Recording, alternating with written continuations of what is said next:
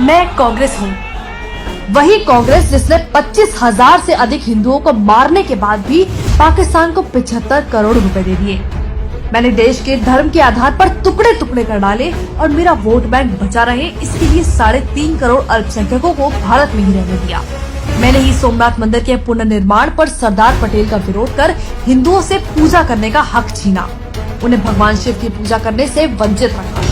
मेरा क्रोध या नफरत कह लो, वो इतनी बढ़ गई थी कि मैंने देश के राष्ट्रपति को भी सेवानिवृत्ति लाभ से वंचित रखा, सिर्फ इसलिए क्योंकि वो नेहरू की बात को नजरअंदाज कर सोमनाथ मंदिर की स्थापना में गए। मैंने आजादी के बाद से लेकर अब तक आरएसएस को बैन करने के लाखों प्रयास करे। वो हमेशा से मेरी आंखों में खटकते हैं, लेकिन मुझे मुस्लिम ब्रदरहुड पसंद है। मेरे ही कुकर्मों की वजह से संयुक्त राष्ट्र में भारत को दी गई वीटो पावर दुश्मन चीन के हाथों में चली गई, क्योंकि मेरी नजर में हिंदी चीनी भाई भाई हैं। मैं वही कांग्रेस हूँ जिसने हिंदू कोड बिल तैयार किया और सरदार पटेल के विरोध के बावजूद मैंने इसे केवल हिंदुओं पर प्रतिबंध लगाने के लिए पारित कर दिया। वो मैं ही थी जिसने जम्मू कश्मीर के माथे पर धारा 35 से 370 का कलंक लगाया था। मैंने एएमयू में मुस्लिम शब्द रखा, लेकिन बीएचयू में हिंदू शब्द के इस्तेमाल का विरोध किया। मैंने ही भारत की 90,000 वर्ग किलोमीटर जमीन चीन को सौंप दी और अपनी नाकामियां छिपाने के लिए कहा कि वहाँ तो घास का एक तिनका भी नहीं उगता। मैंने गायों की रक्षा के लिए आंदोलन कर रहे सैकड़ों साधुओं की गोली मारकर हत्या करवा दी। मैंने ही बांग्लादेशी को देश में घुसपैठ करके अपना वोट बैंक बनाने के लिए रोहिंग्याओं को बसाया। मैंने न केवल हमारी सेना द्वारा जीते गए भारत के अहम हिस्से पीओके को वापस उपहार में दे दिया, बल्कि पाकिस्तान की जेलों में बंद हमारे 54 बहादुरों की परवाह किए बिना पकड़े गए पाकिस्तान के 93,000 सैनिकों को भी लौटा दिया, क्योंकि बुज़दिली तो मुझे मेरे बड़ों से विरासत में मिली है।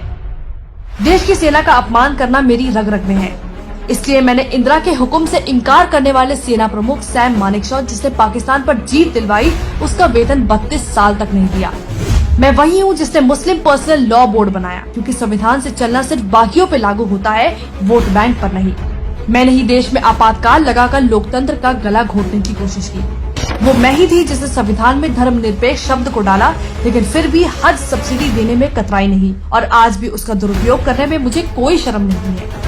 वो मैं ही थी जिसने 30,000 से भी ज्यादा सिखों को बेरहमी से कत्लेआम करवाया और उनके गुनहगारों को बचाए रखा। गरीबी हटाओ का नारा देकर देश को गरीब बना दिया और देश का सोना गिरवी रखवा दिया। मैंने ही वक्फ एक्ट में संशोधन कर इसे इतना शक्तिशाली बना दिया कि आज आपकी जमीन कभी भी आपके ही हाथों से जा सकती है और आप कुछ कर भी नहीं पाओगे। मैंने परमाणु का विरोध किया, सेना को कमजोर रखने की मेरी मेहनत पर पानी जो फिर जाता। मैंने रिमोट कंट्रोल पीएम बनाया, उसकी आड़ में लाखों करोड़ों के घोटाले किए।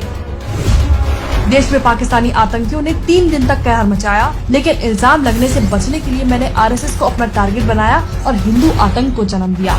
वो मैं ही थी जिसने देश से छिपकर चीन के साथ एमओयू साइन कर अपने ही देश की कमर में छुरा घोंपा था। मैंने ही कोर्ट में हलफनामा देकर कहा कि श्री राम काल्पनिक है और राम सेतु को तोड़ने की कोशिश की। मैंने वोट बैंक के लालच में हज पर 50% की सब्सिडी दी, पर अमरनाथ यात्रा पर 25,000 का टैक्स लगाकर सारा पैसा वसूल लिया। देश में महंगाई को 2 डिजिट में रखना ही मेरी खासियत थी। मैंने सीएए पर लोगों को गुमराह कर उसका विरोध किया, जिससे देश की करोड़ों की सरकारी प्रॉपर्टी को नुकसान पहुंचा। मैंने सेना को राफेल ना मिले इसके लिए अंबानी को बदनाम किया। मुझे अपने अस्तित्व को बचाने के लिए चुनाव का ढोंग करना पड़ रहा है, क्योंकि कुछ लोगों को परिवारवाद पसंद नहीं। मैं कांग्रेस हूँ, मुझे नफरत है इस देश से, इस देश के हिंदुओं से।